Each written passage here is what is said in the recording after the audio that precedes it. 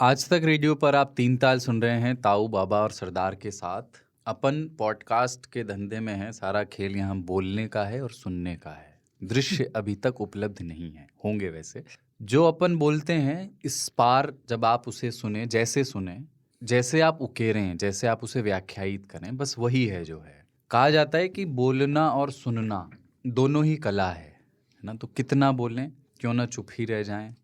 फिर कुछ विद्वान ये भी कहते हैं कि ज़्यादा बोलेंगे तो प्रामाणिक नहीं रह जाएंगे।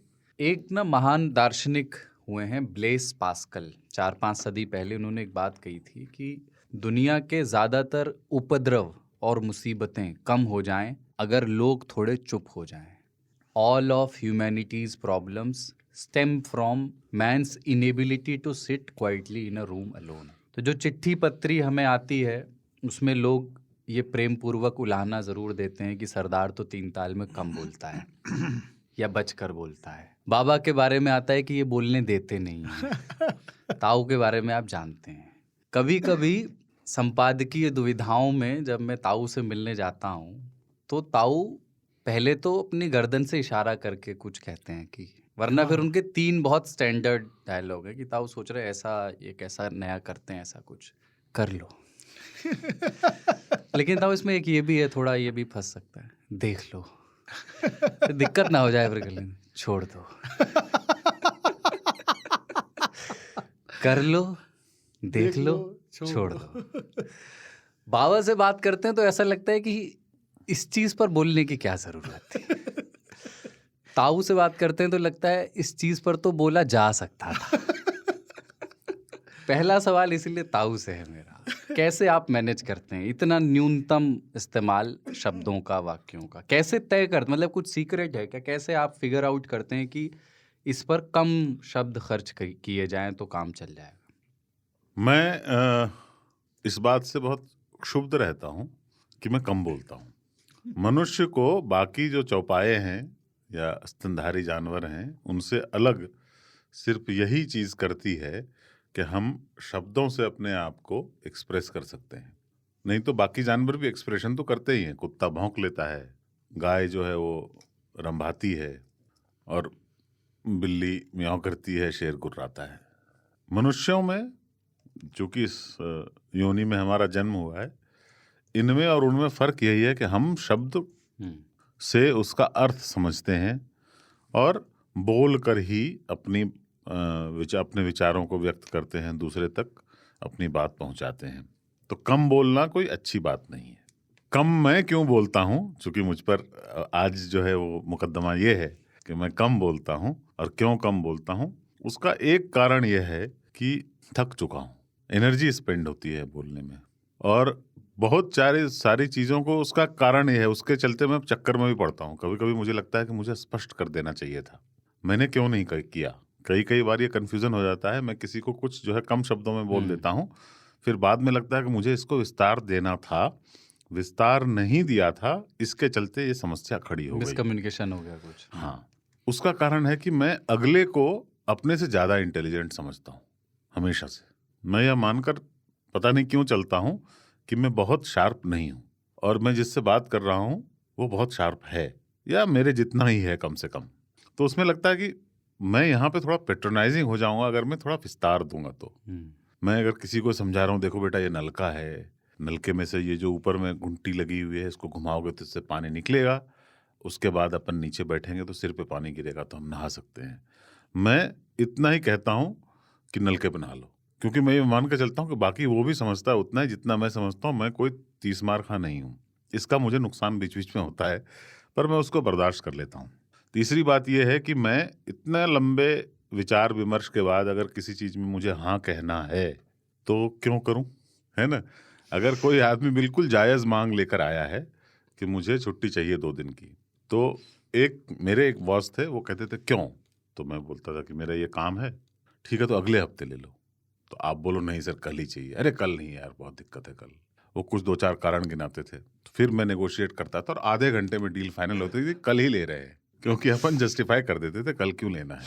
और उनका रहता था कि नहीं, 1 इंच भी नहीं दूंगा बिना जीते हुए, लड़ना पड़ेगा।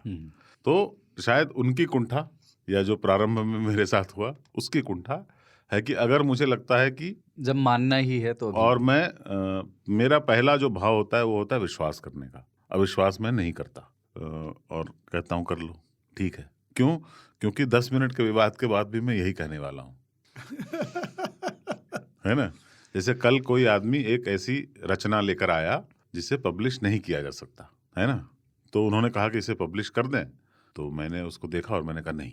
तो उन्होंने 10 मिनट मुझसे विवाद किया, तो मुझे दुख भी हुआ, पर मैं ये जानता था कि नहीं हो सकता तो नहीं हो सकता, इसके ऊपर विवाद करने की आवश्यकता नहीं है। और मैंने ये एक्सपेक्ट किया कि वो भी समझ जाएंगे कि नहीं बोल दिया तो नहीं बोल दिया, लेकिन वो लगे रहे कि नहीं मैं आज जीत कर जाऊंगा। तो वो हार जीत के मुकदमे में पड़ता नहीं, इसलिए शायद मुझ पर ये आरोप लगाया जाता है मैं कम बोलता हूँ। मैं कम नहीं बोलता हूँ, मैं बहुत ज्यादा बोलता हूँ। अभी भी मैं समझता हूँ कि मैं ज्यादा बोलता हूँ, मन में बोल रहा ने कम को ज्यादा मान लिया है, आप ये समझिए। विनोद मन कुमार में शुक्ल बोल की रहा होता कविता हूँ। है ना। मैं मन में बोल रहा होता हूँ, स्थिर। आपको लगता है कि मैं चुप हूँ, ये एक बीमारी है। मैं जब ड्राइव करता हूँ तो मैं गाना ठीक से नहीं सुन पाता, पॉडकास्ट लगाता हूँ, पॉडकास्ट कुछ देर तक सुनता हूँ, फिर मैं बोलने लगता हूँ और मैं फिर अंदर बहुत देर तक बोलता रहता हूँ। 10 मिनट के बाद याद आता है कि अरे पॉडकास्ट को रिवाइंड करना है, फिर पीछे करना है, क्योंकि अभी इस बीच में क्या बोला उसने वो तो मैंने सुना ही नहीं, वो ध्यान बढ़ जाता है। तो आदमी के इस पे मत जाना कभी भी कि वो बोल नहीं रहा है। आदमी अंदर तो नाच रहा होता है, ऊपर से स्थिर दिखता होता है, और बहुत सारे लोग नाच रहे होते हैं लेकिन अंदर से स्थिर होते हैं, एकदम काम समंदर जैसा, लेकिन बाहर से दिख रहा होता है कि वो बहुत नाच रहे हैं। वो अवस्था जो है ना कि आप बिल्कुल गति में हो और स्थिर हो, वो अवस्था प्राप्त करना है मुझे। वो जिस दिन प्राप्त कर लिया उस दिन बस अभी आपको प्राप्त जीवन करना है तो ज्योत अपन जले। तो अभी नाखून भी नहीं है। बाबा हाथ जोड़कर ये जुर्रत कर रहा हूँ सवाल पूछने की। कुछ लोगों ने आपको कहा होगा कि आप बहुत बोलते हैं, तो उसमें आपका पक्ष क्या है? हम बुरा नहीं मानते। हाँ। नहीं मतलब इसका थोड़ा वो बताइए कि जैसे ये बहुत इनहेरेंट बाय डिफॉल्ट एक मशीनी प्रोसेस है, या मतलब प्रोग्राम्ड ही आप किए गए हैं ज़्यादा बोलने के लिए, या फिर वैसा तो नहीं है कि मैं मुस्तकिल बोलता ही रहता हूँ, कितना खामोश हूँ अंदर से? ऐसा देखो, बहुत विचित्र सी स्थिति है। जैसे ताऊ कह रहे हैं कि मैं ज़्यादा बोलता हूँ और मैं कम नहीं बोलता, उसी तरह से मेरी स्थिति ये है कि मैं कभी कभी नहीं बोलता हूँ, कभी कभी बोलता हूँ तो ज़्यादा बोलता हूँ या फिर नहीं बोलता हूँ। जैसे कई बार ऐसा होता है कि मैं लोगों के बीच में हूँ, लेकिन मुझे लगता है कि मेरे पास इनसे संवाद करने के लिए कुछ भी नहीं है। वो लोग जब बातचीत करने की कोशिश करते हैं तो मैं हाँ हूँ में चीज़ों को मुलतवी कर देता हूँ। मसलन कि आप आईफोन 12 और आईफोन 13 की बात करें तो उसमें मेरे रुचि का कुछ बचता नहीं है। गौर सिटी में फ्लैट कितने का मिल रहा है 3 BHK और उसका कितने स्क्वायर फीट का एरिया है, इस बारे में बात करने के लिए अपने पास कुछ होता नहीं है। गेमिंग पे बात हो रही होती है, क्रिकेट पे बात हो रही होती है और तमाम चीज़ों पे बात हो रही होती है, अपने पास बहुत होता नहीं है। बिटकॉइन वगैरह के ऊपर जैसे ताऊ से बात कीजिए, बिटकॉइन की ताऊ घंटों दृष्टांत दे सकते हैं, अपने पास 1-2 मिनट से आगे कुछ है नहीं बताने के लिए। तो जहाँ अपना नहीं सपरता है वहाँ पे हम क्यों अपने आप को एक्सपोज करें, हम बचते हैं। हाँ, लेकिन जिन चीज़ों में रुचि है, और रुचि क्योंकि एक चीज़ में नहीं है बहुत सारी चीज़ों में है, तो उनसे संबंधित जब भी कोई विमर्श पैदा होता है तो फिर हम खुल जाते हैं। फिर एक प्रवृत्ति होती है जिसके लिए हमने शब्द ही 3 ताल में लोगों को बार बार सुनाया है, आद्योपांतीकरण। तो हम दरअसल आद्योपांतीकरण की बीमारी से ग्रस्त हैं, ये हमारा डिजीज है। और उसमें यही होता है कि चीज़ों को खोल के विस्तार के साथ बता दो। जैसे ताऊ कह रहे हैं कि वो मानते हैं कि सामने वाला बुद्धिमान है, मैं सामने वाले से बहुत रिस्क लेता नहीं हूँ।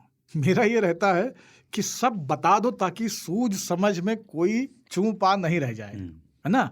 जैसे कोई कितने बजे आएगा, फिर क्या खाएगा, फिर क्या उसको करना है, फिर अच्छा उनको कैसे लेके जाएंगे, तो डिटेलिंग में मेरा हमेशा बहुत इंटरेस्ट रहा है। अगर बाराती हैं 200 तो गाड़ी कितनी चाहिए, किस गाड़ी में कितने आएंगे, कितने बजे किस गाड़ी को खोला जाए, आखिर में भी 1 या 2 गाड़ी रोक के रखिएगा, क्योंकि एक आध लोग ऐसे ज़रूर होते हैं जो बारात जाने के बाद पहुंचते हैं। तो ये डिटेलिंग मैं करता हूँ। मैं ये भी कह सकता था कि हाँ ठीक है 3 बजे बारात रवाना कर देंगे, 12 बजे का कार्ड में छापा है, 2 बजे तक 3 बजे 2-2:30 बजे तक पूछा नहीं पड़ता, 3 बजे निकल लेंगे यहाँ से। वो तो मैं करता हूँ। वो ताऊ करते हैं, मैं वो कभी नहीं करता हूँ। मेरा ये होता है कि एक गाड़ी जो है ना सबसे आखिर में 3:30 बजे चलेगी, क्योंकि वो केवल आखिर में आए लोगों को ही लेके नहीं चलेगी, बल्कि रास्ते में पंचर होकर रुक गई गाड़ियों को साहस भी देगी, क्योंकि वो पीछे से आ रही, अरे चौबे जी कहाँ हुआ, पंचर भी गवा, स्टेपनी बदलवाइए, अरे स्टेपनी भी खत्म है इसकी, ठीक भाई इसकी लगा दो, या लेके आते हैं, चलो ये माँ चले जाओ, नहीं लड़का गया है लेके आ रहा है। तो उससे क्या होता है, साहस मिलता है। अपनी ये बीमारी है कि उतनी डिटेलिंग करनी ही है, उतनी डिटेलिंग करके चलते हैं। तो आप हमसे कोई चीज़ पूछ लीजिए कि राजमा कैसे बनाए, तो हम फिर अपना पूरा शामियाना खोल के बैठ जाते हैं। हम ये भी तो कह सकते हैं ना कि राजमा को भिगो लीजिए, उसके बाद में प्याज टमाटर का बढ़िया मसाला बनाइए, उसमें उसको भिगो करके अगले दिन उबाल लीजिए, उबाल करके प्याज टमाटर का बढ़िया मसाला बना करके उसमें छौंक दीजिए, राजमा बन गया। इतना भी बता दिए। हम जो है उसमें लग जाते हैं कि नहीं दाल चीनी थोड़ी भी ज्यादा होगी तो खराब हो जाएगा, और चाय की पत्ती के बजाय आंवले का इस्तेमाल करें तो एक खटास भी आएगी और रंग ज्यादा काला होगा। पपीता लेके जाएं हाँ। पहाड़ पे पपीता मुझसे लेके कोई जाएं। पूछे राजमा कैसे बनाए, मैं कहूंगा राजमा ले आओ और बना लो।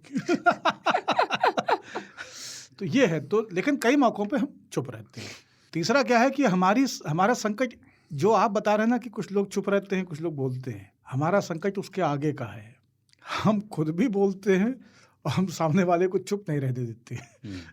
तो जैसे ताऊ अगर हमारे सामने बैठे हैं तो आप लोग सह लेते हैं, हमको अगर लगता है कि ताऊ इस पर रिस्पॉन्ड नहीं कर रहे हैं तो फिर हम व्यग्र होने लगते हैं, और फिर धीरे धीरे मैं टोन और भ्रकुटी दोनों बदलने लगते हैं। मेरी भ्रकुटी टेढ़ी होती जाएगी और मेरा टोन जो है वो वॉल्यूम धीरे धीरे एम्पलीफाई होने लगता है। ये कैसे हो रहा है, ये कैसे चलेगा, आप ऐसे ऐसे करके फिर ताऊ को अंततः जो है, जिसे कहते हैं ना कि पान थूक के बोलना ही पड़ता मसाला है। त्यागना पड़ता है। हाँ। तो ताऊ को आखिर में ये होता है कि नहीं इनसे मुक्ति के लिए बहुत सारे ऐसे मसले होते हैं जिसमें मेरे हस्तक्षेप की आवश्यकता नहीं होती है, और बाबा का रहता है कि हस्तक्षेप करना ही पड़ेगा। तो मैं सोचता हूँ कि बिना हस्तक्षेप के भी हो जाएगा ये, लेकिन बाबा फिर वही भ्रकुटियां तनने वाली, और नहीं करना ही हम नियम पड़ेगा, से चलना चाहते हैं भाई। You have to intervene.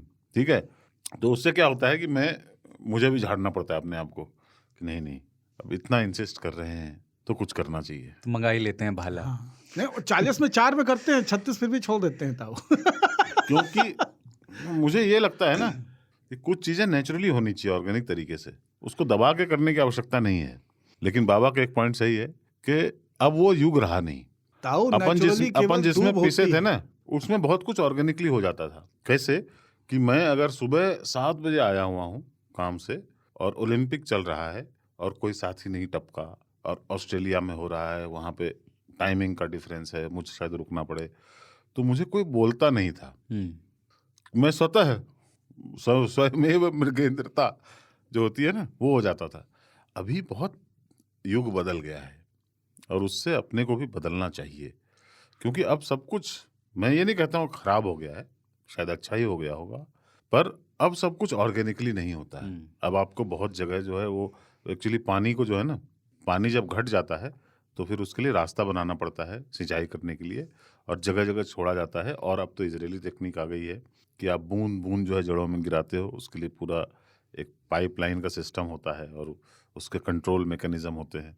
ये पहले नहीं था, पहले पानी अगाध था तो यूँ छोड़ देते थे खेत में, अपने आप खेत पट जाता था पानी से। अब वो जमाना रहा नहीं, तो मैं इस बात से अब अग्री करता हूँ कि शायद देखिए अब क्या है ना, तकनीक बदलनी आज पड़े। के समय में आ गया है अकाउंटेबिलिटी का चक्कर हर चीज़ में।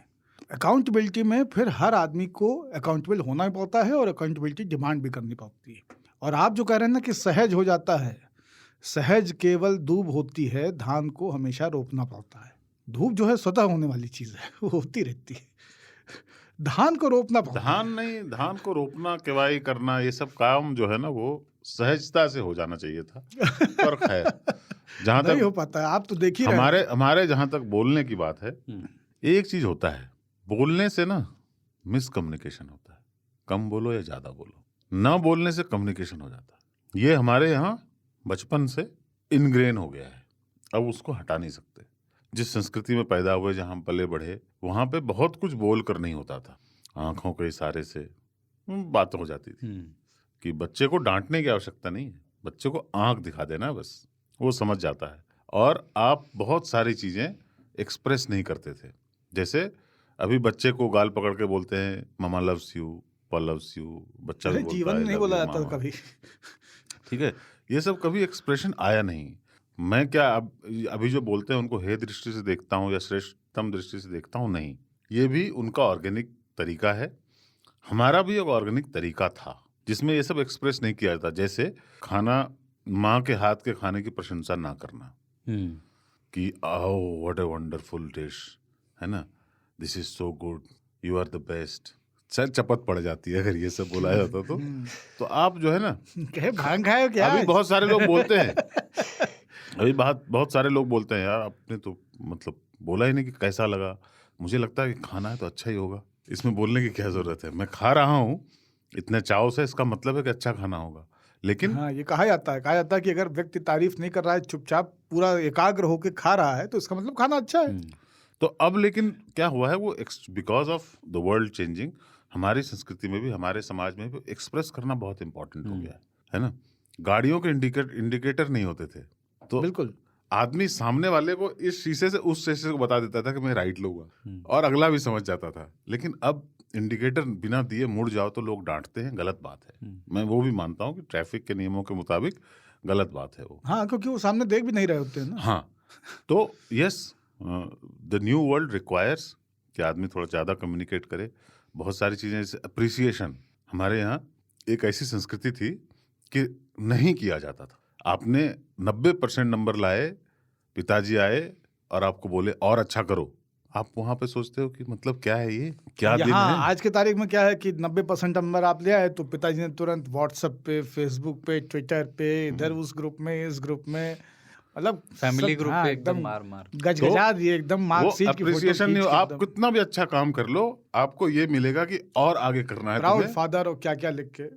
ये एक्सप्रेशन अगर बोल दिया उन्होंने तो यही बोलेंगे कि तुम्हारे चाल चलन ठीक नहीं है, अभी तो और अच्छा कर सकते थे, तुमने बर्बाद कर दिया ये, तुम और अच्छा कर सकते हो, तुम्हें बहुत मनोज की शादी में नहीं गए होते ना तो और अच्छा नंबर जो ये अभिव्यक्ति है ना लव यू वाली, जो मेरे पिताजी हैं, अब उन्होंने अपने जीवन में कभी किसी को लव यू नहीं बोला होगा, लेकिन आज ना उनका पोता, मेरा भतीजा, उनके पास आके रात में good night Dadu love you बोल के जाता है, तो वो जवाब में उसको लव यू कहते हैं। हाय हाय, क्या बात है। और मैं सुनता हूँ तो मुझे दूसरे कमरे तक आवाज आती है, तो बहुत सही लगता है ये ट्रांजिशन। बहुत प्यारा। हमारे साथ नहीं की हो, अब ध्यान लो। तो पर वो भी होती थी कि आपको खुल के ना आपकी निंदा भी नहीं की जाती थी। हाँ, दोनों ही चीजों में। अब निंदा भी आपकी खुल के नहीं की जाती थी, ट्रोलिंग नहीं, आपको बता दिया जाता था, एहसास करा दिया जाता था, कभी कभी ना बोलकर कि वो आए और आपको एक्नॉलेज नहीं किया, इसका मतलब कुपित है, आप समझ जाइए। और आप उसी समय सहम जाते थे कि नहीं, मुझसे कोई गलती हो गई है, तभी तो ऐसा है, और आप फिर दिल जीतने का प्रयास करते थे। ये सब बिना बोले होता था। चुप्पी जो है ना, मैं 1-2-3 पॉडकास्ट पहले बोल चुका था कि दुनिया में इतना कुछ होता है और भगवान चुप रहता है, उनका संदेश यही है कि चुपे रहो। तो वही है। अरे एक चीज़ बाबा, आप चूंकि आपके उसमें मैं एक चीज़ ये मानता हूँ कि ये एक मिथक है कि बोलते हुए आप सिर्फ खाली होते हैं। मुझे ये लगता है कि बोलते हुए कई बार आप बहुत कुछ अर्जित करते हैं, क्योंकि आप स्वयं को सुन रहे होते हैं और फिर वो आपका संस्कार बन जाता है। चलती गाड़ी के चक्के जैसे आदमी लगाता है ना, बनाता है। आप बोलते हुए कई बार वो रियलाइज करते हैं जो आप अगला वाक्य बोलने वाला। कई बार ऐसा होता है, जैसे आप 3 ताल में अभी हम लोग आज़ादी पे बात कर रहे थे जी। ये कंटेंट हम सोच के नहीं आए थे कि ये बोलना है, लेकिन जो बिंब और मैं उसी पे आना चाह रहा था। यहाँ मैं सबको बता दूं, जो नए सुनने वाले हैं और पुराने वाले को तो पता है, 3 ताल बहुत ईमानदारी से बिना तैयारी के किया जाता है। बिल्कुल, ताकि सहजता बनी इसकी कोई संरचना नहीं होती। कुलदीप हमको आने के बाद बताते हैं कि क्या बात होनी है और हम बैठकर बोलते हैं। इसमें कुछ भी किसी के पास लिखा नहीं होता, कुछ भी हम पढ़ते नहीं हैं, और जो हम बोलते हैं इसलिए शायद ये ऑथेंटिक लगता है।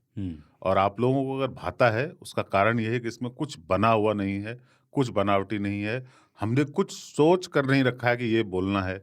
और बाबा इतना लंबा बोल जाते हैं बहुत सारे सब्जेक्ट्स पे, आप ये मत समझिए कि बाबा को कुछ आइडिया था कि इस पे बोलना है। वो सिर्फ उनके अंदर ट्रेंड वक्ता होने की जो चीज़ है वो बाहर निकल कर आती है, पर वह एक सेंटेंस के बाद दूसरा सेंटेंस बोलते चले जाते हैं। इसमें कुछ भी तैयारी नहीं है। जिस दिन हमने तैयारी शुरू कर दी उस दिन ये ऑथेंटिक नहीं रहेगा और ये फिर एक पॉडकास्ट हो जाएगा। बचपन में मैं वाद विवाद प्रतियोगिता में बोलता था, वहाँ पे होता था कि 4 मिनट पे पहली घंटी बजेगी, 4:30 पे दूसरी, 5 मिनट में अपनी बात खत्म करनी होगी, वरना नंबर कट जाएंगे। तो फिर उसी तरह का हो जाएगा कि सब कैलकुलेटेड रहेगा मामला। पर ये अनुभव कितना अच्छा होता है। मैं अभी एक सार्वजनिक कार्यक्रम में बोलने गया, मैंने शुरुआत ही की थी कि खत्म हो गया, टाइम आउट हो गया। तो मुझे लगा जो मुझे बोलने आया था मैं वो तो मैंने बोला ही नहीं। जैसे हम एजेंडा के पहले बहुत सारी बातें कर जाते हैं वैसे मैं करता रहा कि अभी मैं मुद्दे पे आ रहा हूँ। तब तक वो टाइम आउट का बोर्ड लेकर के एक लड़की खड़ी हो गई कि अब 2 मिनट बचे हैं, 1 मिनट बचे हैं। मैंने 1 मिनट में संभालने की कोशिश की और फिर मुझे याद आया कि मुझे ये पहले करना था, ये समझ और ये कितने समय तक में निपटाना है। तो ये जो बाबा ने बोला ना कि 4 मिनट, 4.5 मिनट और 5 मिनट, ये प्रैक्टिस इनकी दिखती है यहाँ पे कि ये कभी कभी बहुत कम समय में लगता है कि बाबा बहुत बोल रहे हैं, लेकिन अगर आप समय गिनेंगे एक स्टॉप वॉच रख के तो ये बहुत तरीके से बोलना जानते हैं, इसलिए ये निपटा देते हैं। आद्योपांतिकरण वो उसी वक्त में कर देते हैं। दूसरा, बोलने को लेकर एक चीज जो विज्ञान है वो समझना बहुत जरूरी है। बोलना कहाँ से आता है? बोलने के पीछे आप कुछ भी बोलते हैं दुनिया में, केवल और केवल चित्र हैं। 3 ताल की भाषा में कहें तो बिंब हैं। जो कुछ भी आप बोलते हैं, जो कुछ भी, देखिए भाषा बनती कैसे है? भाषा बनती है शब्दों से। शब्द अपना आकार पाते हैं लिपि से।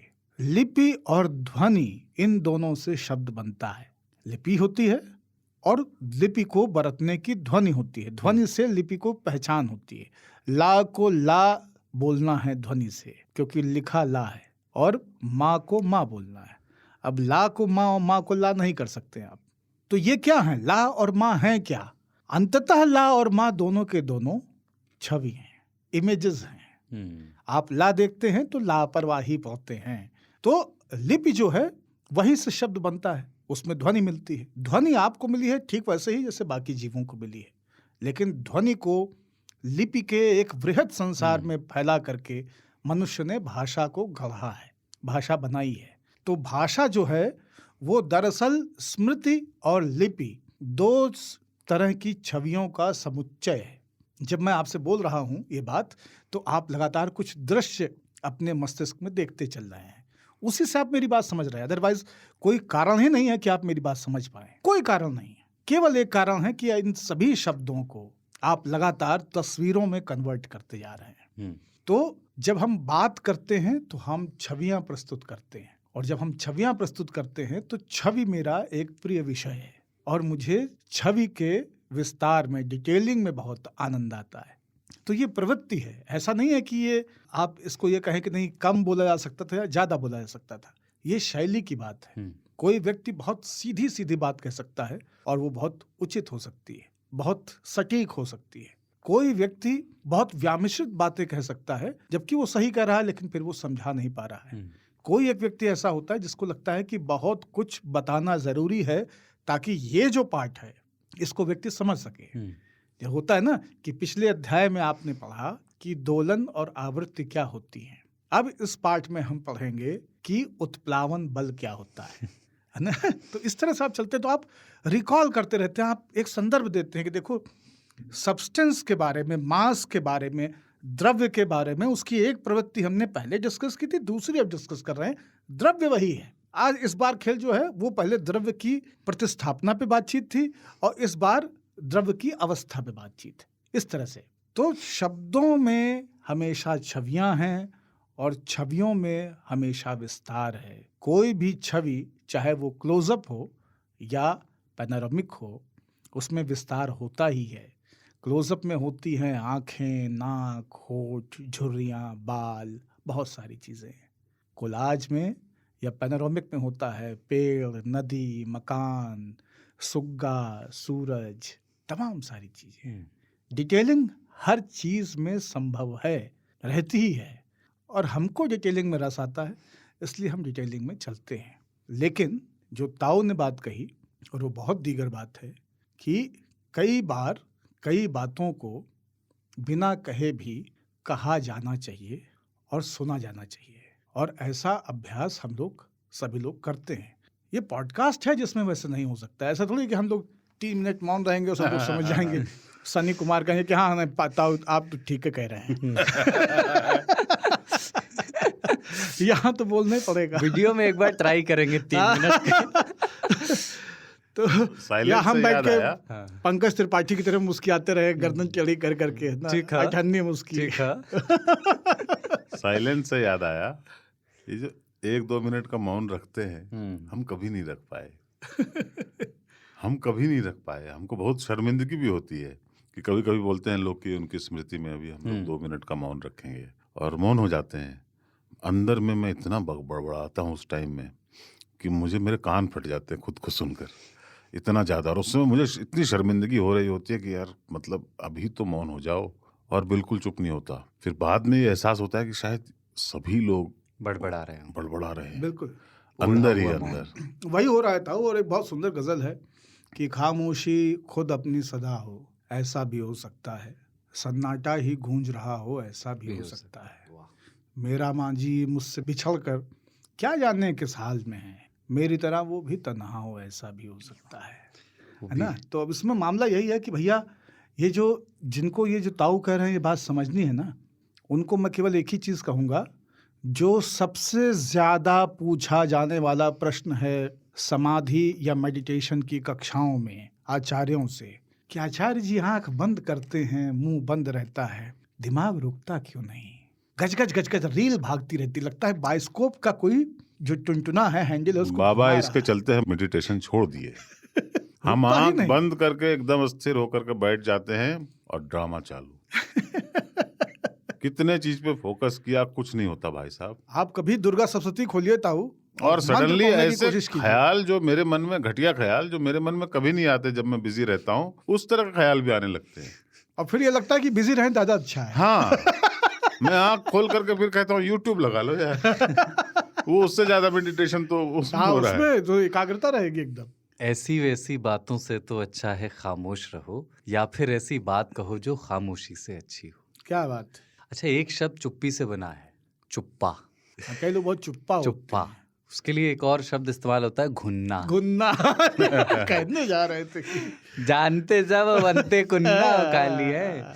इसका कॉनोटेशन नेगेटिव क्यों है? मतलब अगर कोई घुन्ना का मतलब क्या है कि ये मिलनसारिता का अभाव है, डिटेलिंग का अभाव है, लगता है कि कुछ छुपाए बैठे हो इसलिए मन में घुन्ने रखे हो, हो, बोल नहीं रहा। है ना। चुप्पा है क्योंकि आए हैं शादी में, दरवाजे पड़ी हैं 30 कुर्सी, 30 में एक आप ही ऐसे हैं जो केवल अपना मोबाइल देख रहे हैं या कान खुजा रहे हैं, नाक के ऊपर आती मक्खी भगा रहे हैं, कोई कुछ आके पूछ रहा है, कोई नमस्ते कर रहा है तो बस देख ले रहे हैं, जवाब नहीं दे रहे हैं, कुछ मांग नहीं रहे हैं, कुछ बता नहीं रहे हैं, कैसे आए कब आए, किसी से हालचाल नहीं, घुन्ना बने, चुप्पा बने बैठे हुए हैं आप। तो लोगों को लगता है कि यार ये मिसफिट आदमी है, अननेसेसरी यहाँ पे जगह छेके हुए है, इतने बड़े घुन्ना हो, जा पीछे वाले कमरे में बैठ जाओ, पलंग पड़ा हुआ जा सो जाओ, तौलिया खोपड़ी के ऊपर रख के, तो अपनी क्या जरूरत है दरवाजे बैठे हो, मनहूसत फैला रहे हो।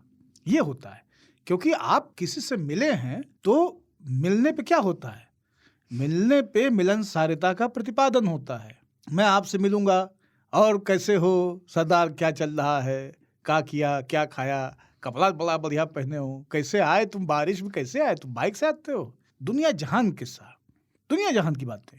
आजकल तबीयत कैसी है, घर में लोग क्या कर रहे हैं, छुट्टी पे जा रहे हो कि नहीं, दिवाली पे घर जाइए होगा, गुड़गांव जा रहे हो का, एलवन जा रहे हो का, सारे सवाल आएंगे। आप चुप्पा बने बैठे हैं, हाँ भैया सब ठीक है, अब हूँ के आगे कुछ है नहीं, तो मैं 2 बार पूछूँ तो कहेंगे हमका पगला समझे हो का है। सारे इतना ताव धरे रहो, ताव अपने स्थान विशेष में, आदमी फिर चले जाता, तीसरा सवाल पूछता नहीं है। ये कैरेक्टर हालांकि हर जगह पाए जाते हैं। हाँ, 1-2 होते ही होते हैं। मैं बिल्कुल अनजान लोगों में ये सीख गया हूँ, और मैं बिल्कुल अनजान लोगों से भी मुस्कुराकर बात कर कर, थोड़ा 1-2 सवाल पूछ कर एक संबंध स्थापित कर लेते हैं आप। जो हो सकता है उनसे आप एक ही बार मिलें, फिर शायद ना मिलें, पर उस समय के कार्य के लिए, उस कार्यक्रम के लिए आप एक संबंध स्थापित कर लेते हैं। क्योंकि आप आए क्यों, अगर आपने किसी से कोई बात ही ना की। कुछ लोग होते हैं जो ये मैनेज कर लेते हैं, ये भरी सभा में पता नहीं क्यों, बट अन्य लोगों से बिल्कुल अलग होकर और किसी से बिना बात किए निकाल लेते हैं वो। ये काम मैं अपने घर में जरूर कर लेता हूँ। हाँ, जब बहुत सारे लोग हों तो मैं निकाल लेता हूँ। मोबाइल फ़ोन इत्यादि का सहारा भी हो गया आजकल, आप जो है वो निकाल लेते हो। पर उसका कारण ये नहीं होता कि आप मिलनसार नहीं हो, उसका कारण होता है कि आप इनसे थक चुके हो। उन्हीं लोगों से थक न चुका छेड़ो हमें हम सताए हुए। एक हमारे एक एडिटर साहब रेडियो ब्रॉडकास्टिंग के दौरान उस प्रेजेंटेशन की जब बात होती थी तो एक शब्द इस्तेमाल करते थे और मुझे बहुत सुंदर वो शब्द लगा। सिर्फ रेडियो ब्रॉडकास्टिंग नहीं, जीवन में भी इस्तेमाल के लिहाज से वो कहते थे प्रेग्नेंट पॉजेस। हिंदी में इसका अनुवाद करें तो शायद उर्वर चुप्पियाँ। आप अपने वाक्य के बीच में कहाँ कितना पॉज ले रहे हैं, उस पॉज के ठीक बाद क्या आएगा, ये बिल्कुल बहुत महत्वपूर्ण है। और तो पॉजेस सिर्फ फिलर नहीं है, पॉजेस आपके उस थिएट्रिक्स का, आपके उस परफॉर्मेंस का बिल्कुल, सारा का हिस्सा सारा हैं। विन्यास हाँ। उसी पे है। ये विन्यास को ऐसे खींच के बताना, ये एक बहुत बात अच्छे वक्ता थे, रहे हैं। उनका पॉज बहुत गलत होता था। वो श्री अटल बिहारी वाजपेयी थे। हाँ। उनके पॉज प्रेग्नेंट नहीं होते थे। हाँ, मैंने उनके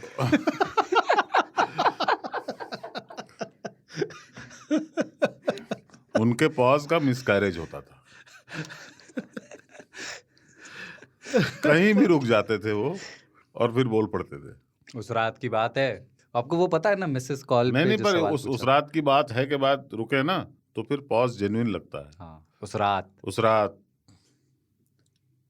उसके बाद की बात है। एक आदमी एक बार जो है थक हार के घर गया और देखा कि बेटे के हाथ में मार्कशीट है उसकी, तो उसने उठा ली। बोला साइंस में 39, इंग्लिश में 46, मैथ्स में नंबर नहीं। भाई तू पढ़ने लायक आदमी है कि नहीं, गधा कहीं का, नालायक। पत्नी बोलती है अरे सुनो तो, तुम्हारे लाड प्यार नहीं बिगाड़ रखा है इसको, तुम्हारा बाप दिन भर खटता है, मेहनत करता है, तू ऐसे मार्क्स लेके आता है। पत्नी बोली अरे सुनो तो, तुम चुप करो, आज इसको बिल्कुल डिफेंड मत करना, आज मैं इसको बता के रहूंगा। पत्नी बोलती है अरे सुनो तो, सुबह अलमारी साफ करते वक्त तुम्हारी मार्कशीट मिली। सार ये है कि जबरदस्ती लोगों को चुप ना कराएं, बोलने में कई बार वो काम भी आता है। बिल्कुल बिल्कुल। एक ना हरियाणा का भी है, पंकज जी को ये चुटकुला पसंद आएगा कि वो एक बूढ़ा आदमी बस में जा रहा था, एक तकरीबन उससे 5-6 साल छोटी बूढ़ी औरत, उसको सेफली आप कह सकते हैं, उसके बगल में आके बैठ गई और फिर उस बूढ़ी औरत ने बूढ़े पुरुष से कहा अंकल जी कहाँ जा रहे हो। बूढ़ा चुप बैठा रहा, कुछ नहीं बोला। बूढ़ी महिला ने फिर पूछा अंकल जी कहाँ जा रहे हो। इस बार बूढ़े से रहा नहीं गया, बोला बेटी तेरी खातिर छोरा देखने जा रहा हूँ।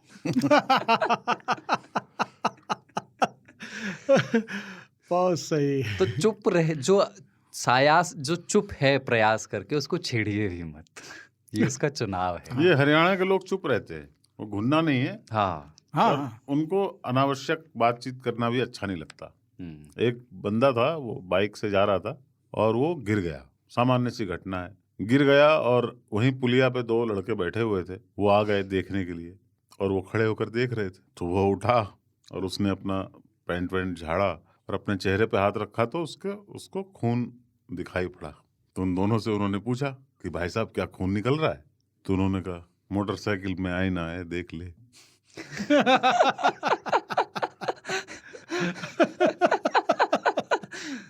हमसे पूछे। विनोद कुमार शुक्ल की एक कविता है, उसको रेकमेंड करके अपन चिट्ठियों की ओर बढ़ते हैं। आप वो कविता खुद ही आज अगर नहीं पढ़ी है तो बिल्कुल गूगल करके पढ़ें। पढ़िए। बोलने में कम से कम बोलूं, कभी बोलूं अधिकतम ना बोलूं, इतना कम कि किसी दिन एक बात बार बार बोलूं, जैसे कोयल की बार बार की कूक फिर चुप। इस कविता को पूरा आप पढ़िए गूगल करके, बढ़िया इसी पर ही है, कितना बोलें और कितना नहीं बोलें, इस पर विनोद कुमार शुक्ल की कविता है। चिट्ठियों की ओर बढ़ते हैं। न्योता वाले श्रोता, पिछले एपिसोड पर पहली टिप्पणी चित्रकूट से शाश्वत की आई है, छोटी सी टिप्पणी कि भैया नया एपिसोड आ गया है पर सुनने के बाद बहुत निंदा करने का काम किया गया है क्योंकि सिर्फ 1.5 घंटे का है। लकी भाई ने इस पे जवाब दिया है कि मैं बात करता हूं उनसे कि 100वें एपिसोड को 24 घंटे का रिकॉर्ड करें, ये डिमांड 3 ताल के पार्लियामेंट में रखी जाएगी, 24 घंटे का। गुंजेश की एक छोटी सी टिप्पणी ताजा राजनीतिक घटनाक्रम पे, बिहार की राजनीति में नीतीश कुमार की छवि कभी भी बहुत अच्छे रणनीतिकार की नहीं रही। क्रिकेट की भाषा में कहें तो उनकी छवि उस मध्यम तेज गति के गेंदबाज की रही जिसकी ताकत विकेट टू विकेट बॉलिंग करने की रहती है। नीतीश ने बिहार की राजनीतिक पिच पर विकास के स्टंप को साधे रखा है। हालांकि ये छवि कितनी वास्तविक है और कितनी गढ़ी हुई इस पर विवाद हो सकता है, लेकिन नीतीश की छवि बिहार में विकास पुरुष की रही है। पिछले 10 साल से कम समय में नीतीश ने 2 बार ये साबित किया कि वो केवल विकेट टू विकेट बॉलिंग ही नहीं कर सकते बल्कि समय समय पर आउट स्विंग और इन स्विंग भी कर सकते हैं। आज इस पे बात भी हुई है, गुंजेश भाई सुनिएगा आप। आकांक्षा सिंह की बस्ती उत्तर प्रदेश से चिट्ठी आई है। ताऊ, बाबा और सरदार सहित सभी तीन तालिया परिवारजनों को नमस्कार और जय हो। गत एपिसोड में अमीरों पर बात हुई, उनके पहचान की परिसीमा आदि पर। मैं जितना जानती हूँ और मुझे जितना अनुभव रहा है, अमीर 2 टाइप के होते हैं, एक पुश्तैनी, दूसरा सडन अमीरी। तो जो पहले से अमीर होते हैं उन लोगों की अक्सर सारी चीज़ें निश्चित रहती हैं, कहाँ जाना है, कहाँ पढ़ना है, खाना पानी, उनका एक लाइनअप बना होता है जीवन में। लेकिन जिसने अचानक पैसा देखा है तो हार्मोन की साइंस ये कहती है कि कुछ बड़ा, कुछ ज़्यादा चमकीला या कुछ बहुत अच्छा देख लेने पर उनकी आंखें बड़ी हो जाती हैं। उस समय हम वही देख पाते हैं जो हमारा मस्तिष्क हमें दिखाएगा, और उस इंसान के पास अचानक पैसा आता है, बुद्धि नहीं। इसलिए विचार और निर्णय लेने की शक्ति और शो ऑफ का सही तरीका और लेवल जो शुरू के अमीर होते हैं उनका अच्छा नहीं होता। अगर एक गरीब आदमी अमीर हो जाए तो उसे सबसे पहले अपने भूतकाल, अपने लोग और अपने जैसे लोगों से घृणा हो जाती है, ऐसा मुझे लगता है, गलत भी हो सकता है। उसके बाद के एपिसोड में शंका, दीर्घ एवं लघु पर बात हुई। मुझे लगता है कि लघु एवं दीर्घ नाम उसकी निवृत्ति की टाइमिंग पर पड़ा है। कम समय में शंका निवृत्ति या समाधान तो लघु। जैसा कि बाबा की माने सिटिंग पोस्चर इज बेस्ट, खड़े होने पर छींटे वस्त्रों और जूतों पर पड़ जाते हैं। जहाँ तक साइंस और धार्मिक संहिता की माने तो बैठने से हमारे यूरेटर पर दबाव पड़ता है और शंका का पूर्ण समाधान हो जाता है। तो ये थी सामान्य जानकारी। बिल्कुल। इसकी एक विचित्र कथा है। पिछले साल मैं अपने स्कूल में थी, मतलब अभी कॉलेज में आ गई हूँ। हम लोग शैक्षिक भ्रमण पर जा रहे थे। हम सभी एक बस में थे। स्कूल से बस निकली। 3-4 घंटे बाद एक सुलभ शौचालय के पास निवृत्ति हेतु बस रुकी। सब निवृत्त हुए, आकर बैठे। जब मेल टीचर्स को जाना होता तो बस रुकती और वे बस से थोड़ी ही दूर जाते और काम निपटा लेते। वैसे इससे हमें कोई दिक्कत नहीं थी, पर हम सभी इससे अधिक देख चुके थे तो हमें कोई फर्क नहीं पड़ता था। लेकिन मेरी केमिस्ट्री की जो लेक्चरर थी, जो कि एक कट्टर फेमिनिस्ट थी, वजह उनके पति ने उन्हें सिर्फ इसलिए डाइवोर्स दिया क्योंकि वो अपने पति से ऊंची पोस्ट पर थी। उन्होंने कहा कि ये जो पितृ प्रधान समाज है, उसने ये बाकी जेंडर को दिखाने के लिए नियम बनाए हैं कि हम तो पुरुष हैं, हम कुछ भी कर सकते हैं। ये इनके विद्रोह दिखाने और जताने का तरीका है। मुझे नहीं पता मैम ने इसे क्यों कहा, पर मुझे भी कभी कभी ये सही लगता है। मतलब कहीं भी लोग शुरू हो जा रहे हैं। कॉलोनी में अगर कोई घर शुरू या अंत में है और बंद है और उसके दीवार पर 2 फुट है तो समाधान आपको वहाँ होता हुआ मिल ही जाएगा। अरे भाई, मैं तो कहती हूँ करो, खुले में बंद में कहीं पर भी, पर किसी का नुकसान तो देख के करो कि नुकसान तो नहीं हो रहा है। मैं लोगों के शामिल किए हुए पत्र को सरदार द्वारा पढ़ा हुआ सुनती हूँ तो मुझे लगता है 3 ताल सुनने वाले सभी लोग जो मुझसे उम्र, ज्ञान और अनुभव में बड़े हैं, उनकी भाषा और लिखने की शैली श्रेष्ठतम है। ये सुन के मेरा आत्मविश्वास जरा डोल जाता था। मुझे लगता था कि सभी 3 तालीय भाषा और ज्ञान की चतुरंगिनी सेना है और मैं नवनियुक्त पैदल सैनिक। कहीं मेरी भाषा और ज्ञान की तरुण अवस्था की झलक पत्र में भी ना आ जाए, ये सोचकर पत्र नहीं लिख पाती थी। एक बार मैंने और पत्र लिखा था जिसमें मैंने संयुक्त परिवार पर बात करने की बात कही थी और कुछ एपिसोड बाद उस पर बात भी की गई। शायद किसी और ने भी उस पर बात करने के लिए कहा था। काफ़ी हिम्मत करके लिख रही हूँ। जब एपिसोड सुन रही होती हूँ तो काफ़ी विचार आते हैं, लेकिन जब लिखने की बारी आती है तो लगता है कि वो बिंदु तो नहीं सोच रही हूँ जो सिर्फ न्यूनतम है। मैंने 3 ताल के लगभग सारे एपिसोड सुन लिए हैं। अब केवल शनिवार का इंतज़ार रहता है नए एपिसोड के आने का। आप सभी स्वस्थ रहें, मस्त रहें और हमें आह्लादित करते रहें। धन्यवाद। जय हो, जय हो, जय हो। आकांक्षा सिंह, बस्ती, उत्तर प्रदेश। बहुत ही बढ़िया पत्र आकांक्षा जी आपने लिखा। और जिस पितृ सत्ता की बात आप कर रही हैं, ये अगर आप अपनी भाषा को और स्वयं को कमतर और पैदल मानेंगी तो वो पितृ सत्ता और मजबूत होती रहेगी। आपकी भाषा सधी हुई है और आपने बहुत सारगर्भित तरीके से 2-3 संदर्भों को और 2-3 विषयों को इस पत्र में उठाया है, रखा है। आपका लिखना कुशाग्र है, कुशल है और कौतुक है। आप लिखती रहें लगातार। ऐसा कतई न सोचें कि बाकी लोग भाषा के पंडित हैं और आपको भाषा नहीं आती है। 3 ताल की भाषा सहज भाषा है, पांडित्य की भाषा नहीं, वो पांडित्य का ठेका केवल मैंने ले रखा है यहाँ पे। आप पांडित्य के चक्कर में परेशान ना हो, आप लिखें दबा के। आप लिखती हैं, बहुत अच्छा लगता है। हाँ, आपने संयुक्त परिवार वाला जो विषय सुझाया था उसके बारे में 3-4 पत्र और भी हम लोग को आए थे कि परिवार को इकाई के तौर पे कैसे देखें, संयुक्त परिवार, शहरों के परिवार, इनकी वर्जनाएं, इनके अर्थ संकोच, अर्थ विस्तार, इनके गुण अवगुण, तो उन सब पे हम लोगों ने चर्चा की है, अलग अलग चर्चा भी हुई है।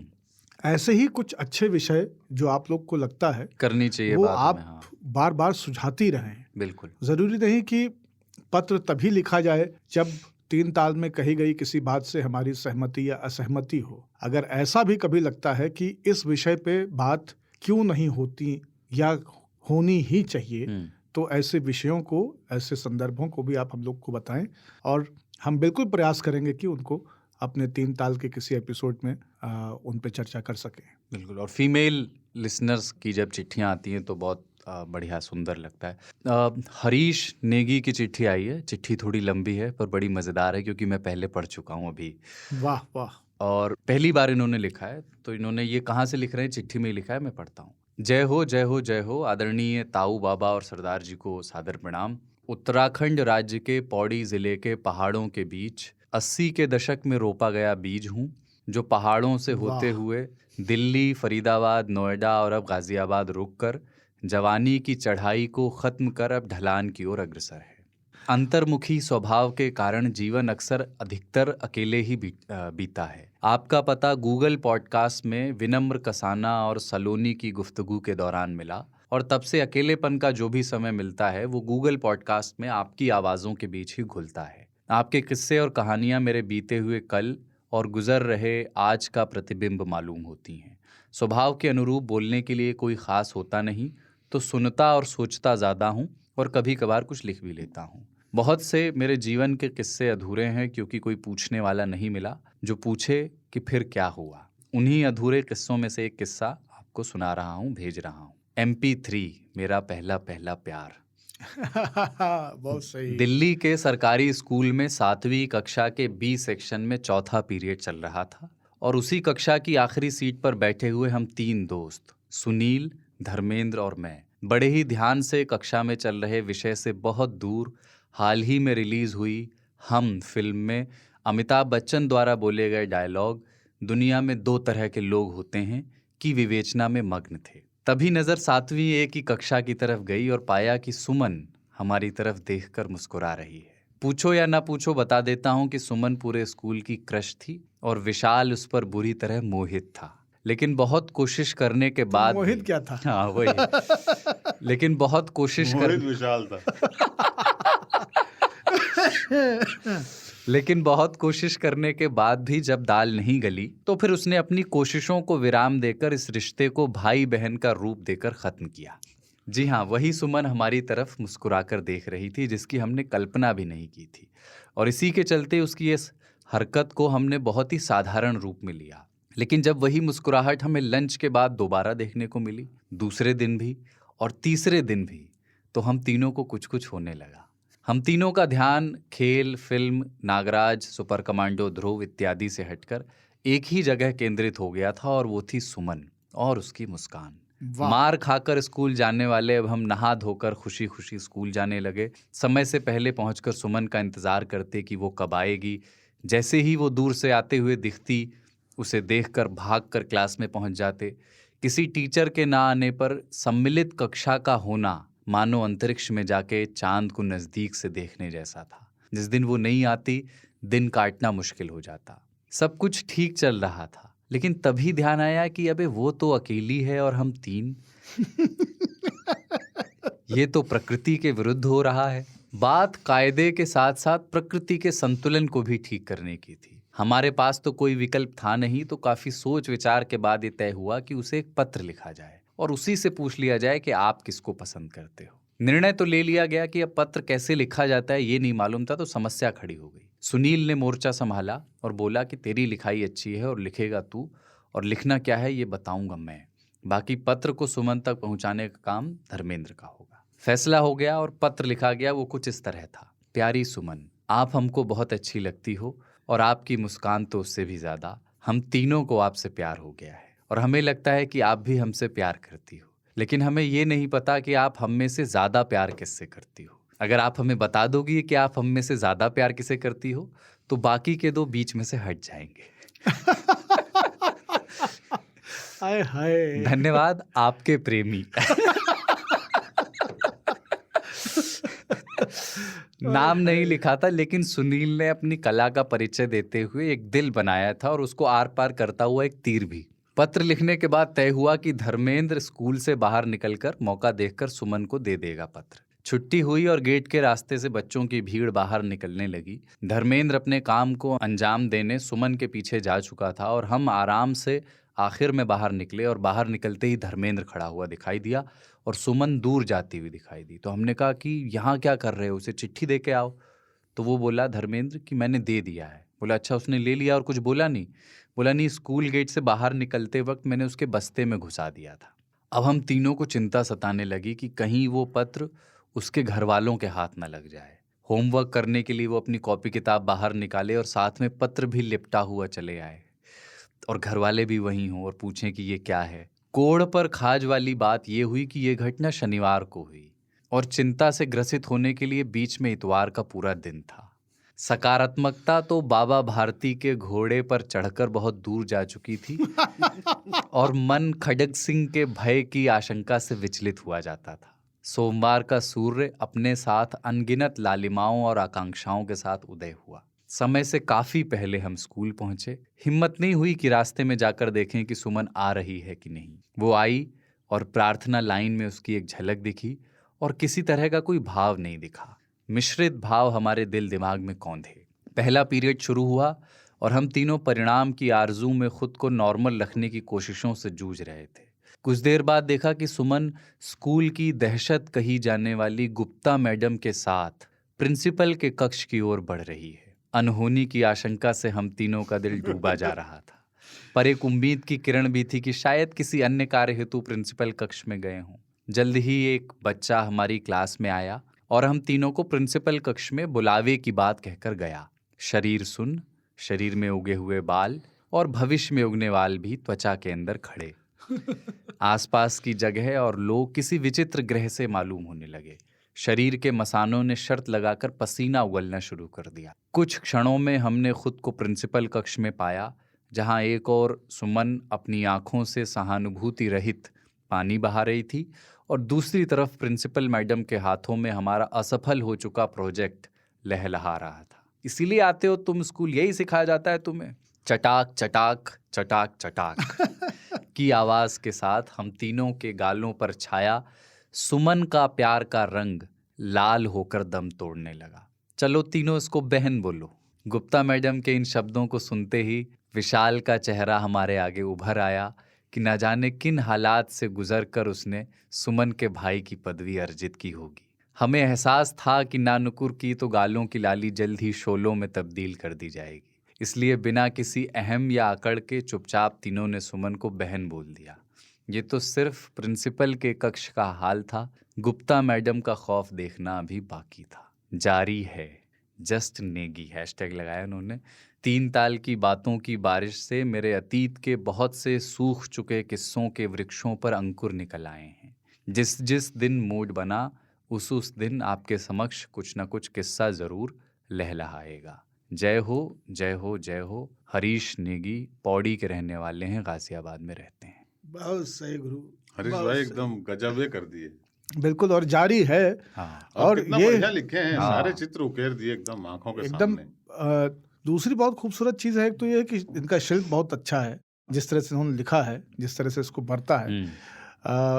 किस्सा सबके पास होता है, लेकिन किस्सा बताना सबके पास नहीं होता है। तो आप खालिस किस्सा गो हैं और आपने बहुत अच्छे से ये किस्सा बताया भी है।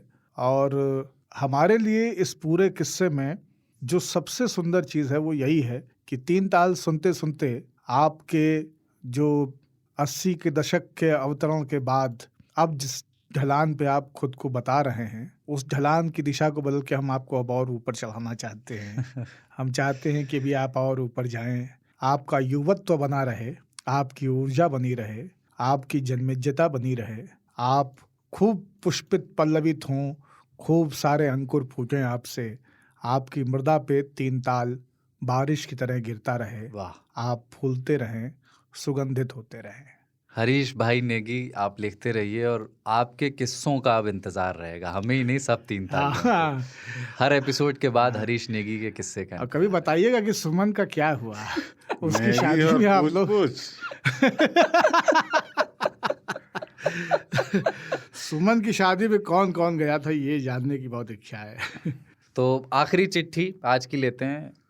उस चिट्ठियाँ बहुत सारी हैं पर लंबी चिट्ठी थी इसलिए कम चिट्ठियाँ आज ले रहे हैं। जो चिट्ठियाँ इस बार और आई हैं, आपकी चिट्ठियाँ हमें मिल गई हैं पर अगली बार उनको ले लेंगे। ये चिट्ठी गुमनाम 3 तालिये की एनोनिमस चिट्ठी है और ये एक महिला हैं। इन्होंने लिखा है, नमस्कार, मैं बस शुक्रिया कहना चाहती हूँ 3 ताल की टीम को जिसने मेरा ट्रू क्राइम का पॉडकास्ट का एडिक्शन छुड़वा दिया। मुझे दिन रात जब भी समय मिलता था मैं हिंदी या ज़्यादातर इंग्लिश के ट्रू क्राइम के पॉडकास्ट सुनती थी। ये एक अजब सी लत थी, ये जानते समझते हुए भी कि मेरी मानसिक स्थिति के लिए ये शायद अच्छा नहीं है।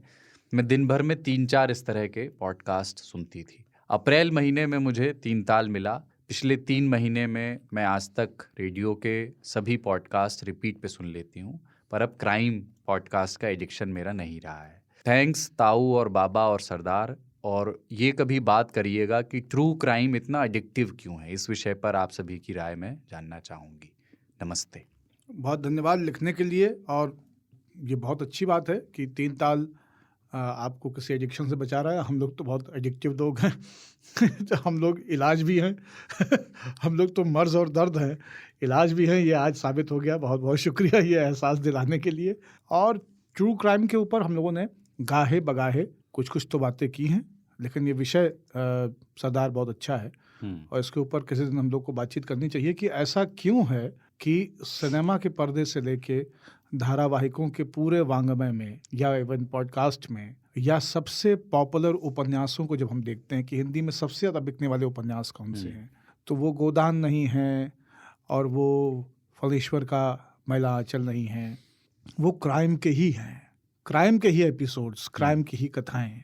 क्राइम में ऐसा क्या है और क्राइम की सत्य घटनाओं में ऐसा क्या है जो लोगों को अत्यधिक आकर्षित करता है, क्रिमिनोलॉजी इसमें क्या कहती है, और चंद्रकांत झा क्यों सबको अपनी तरफ खींचता है। तो द बूचर्स ऑफ दिल्ली के बहाने हम लोग ट्रू क्राइम के ऊपर बातचीत करेंगे। पॉडकास्ट इंडस्ट्री में भी जो ग्लोबली, मतलब एक तो सेल्फ हेल्प है ही जॉनरा जो बहुत हिट है, पर ट्रू क्राइम भी ज़बरदस्त, बहुत सारे लोग, इंडिया में उतना नहीं बट अमेरिका वगैरह में बहुत। उसका कारण क्या है? भय ना 9 रसों में से एक है। हाँ, और जब आप ट्रू क्राइम पढ़ते हो या सुनते हो या देखते हो तो आप इसलिए नहीं देखते कि वो बहुत रोचक है, रोचक तो होता ही है, ये सब चीज़ कहानी है, इसलिए वो आपके साथ हो सकता था और नहीं हुआ। ये एहसास कि ये किसी के साथ हुआ, मेरे साथ नहीं हुआ। एक दूसरा डरना। हॉरर फिल्म हम क्यों देखते हैं? किसी को पकड़ कर देखते हैं, कुछ लोग तो आंख बंद करके देखते हैं, देखने भी जाते हैं और ऐसे कुछ सीन्स में आंख भी बंद कर लेते हैं, जैसे उनको लगता है कि बस अब होने वाला है, अब ये बाथरूम में नहाना शुरू किए हैं, अब इनका खेला हो तो गया। डरना जो है मनोरंजन का एक साधन है। हमारा जो है हल्का फुल्का मनोरंजन है। हम अपने आप को कॉमेडी की श्रेणी में डाला हुआ है हमने एप्पल पे और गूगल पे, पर हम हल्के फुल्के और एंगेजिंग पॉडकास्ट करने की कोशिश करते हैं। जबकि जो ट्रू क्राइम होता है उसमें थोड़ा सा म्यूजिक डालते हैं, थोड़ी सी स्टेप्स डाल देते हैं, सेंसेशन होता है, आपको लगता है कोई आ इफेक्ट्स डाले जाते हैं, कोई है, वही है। तो चिट्ठियाँ लिखिए एनोनिमस जी, जो भी हैं आप। 96वें एपिसोड को अब विराम देने का समय है। बहुत लोगों ने ट्विटर पे और इंस्टाग्राम पे मुझे मैसेज भेजे हैं कि वो 3 ताल सुनते हैं पर चिट्ठी नहीं लिखते हैं वो। तो मैंने उन सभी से कहा, उन सभी को जवाब भी दिया और आज भी उन सभी को एड्रेस करते हुए कहता हूँ कि समय निकाल के जिस भी भाषा में आप कंफर्टेबल हैं। मेरे पास एक न्यूयॉर्क से एक महिला का मैसेज आया कि वो सुनती हैं पर वो चिट्ठी नहीं लिखती हैं, इसीलिए उनको भी यही लगता है वॉइस नोट भेज दें। एग्जैक्ट, मैंने भी उन्हें यही कहा कि आप वॉइस नोट भेज दीजिए। और अंग्रेजी भाषा में आप बिल्कुल चिट्ठी अंग्रेजी में भी भेज सकते हैं आप अपनी कुछ भी चिट्ठियाँ। नहीं है कि मतलब यहाँ पे तो सारे, मैं फिर वही कहूँगा कि पांडित का ठेका तो पावनी आनंद का है। हाँ। आप लोग मुक्त रहे।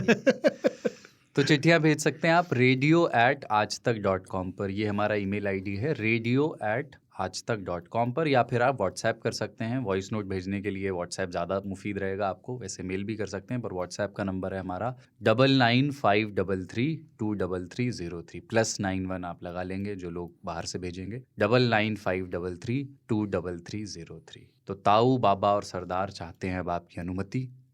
और ये आज प्रांजल ने एक ट्वीट किया था, कल प्रांजल ऐड हो गए हैं। अच्छा, प्रांजल से डीएम पर मेरी बात हो गई और प्रांजल ने अपनी पहली चिट्ठी भेज भी दी है जो हमें मिल भी गई है।